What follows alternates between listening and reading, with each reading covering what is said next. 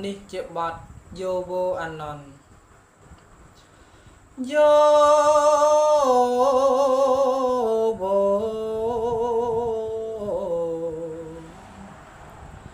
អានន្ទអើយណែបារាយមកអាយរាតថាគត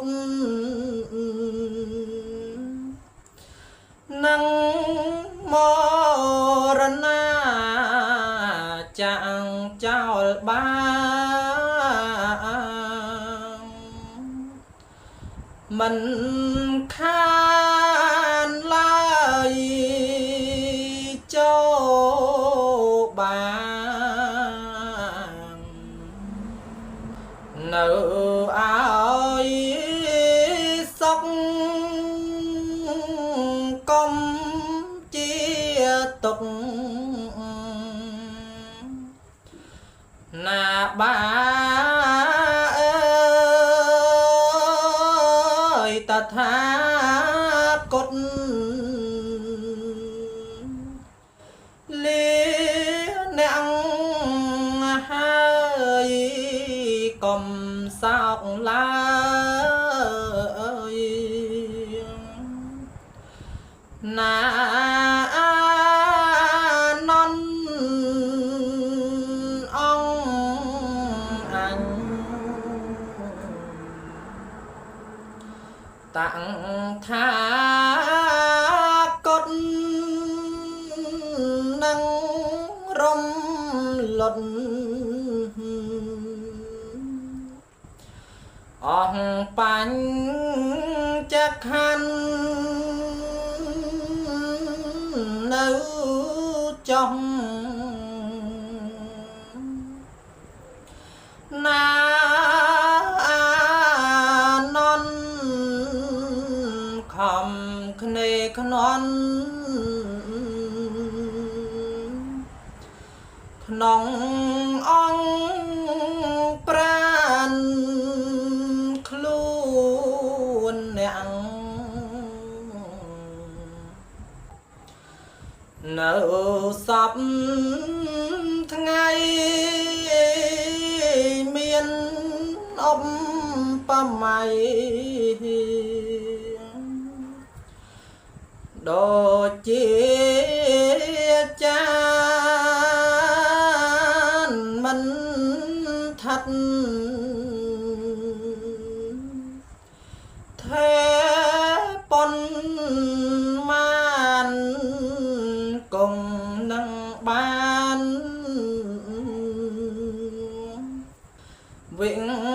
នេះទៅហេតុនេះ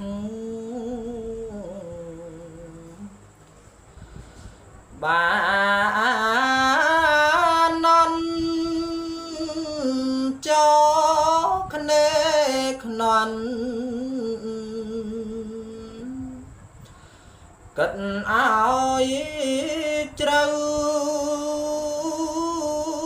អត់ពី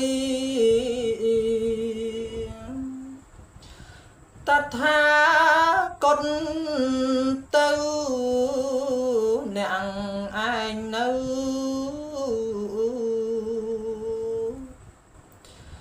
ថែសាំងស្នាសាសនាតាំងថាគតថាត់ប្រាកដនឹងអ្នកណាដែលមានចិត្តជ្រះថ្លាប្រព្រឹត្តត្រូវតាមលំអានគ្រា នេះតាំងថាកុដនឹងរំលត់ខណ្ឌពៀនដោយចាំងរៀងចរុករៀនតនត្រៀនមកផ្ដាច់សង